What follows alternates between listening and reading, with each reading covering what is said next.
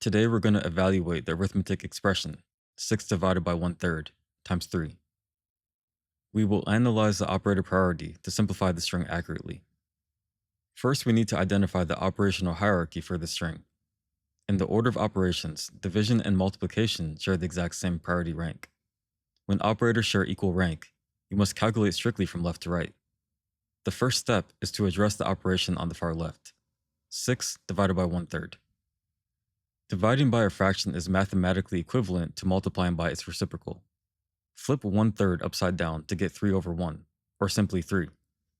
This now transforms the operation into 6 times 3. Execute the multiplication on the left. Multiplying 6 by 3 equals 18. Replace the first block with 18, updating our equation to 18 times 3. Now we can perform the final multiplication step to complete the problem. Multiplying 18 by 3 gives us 54.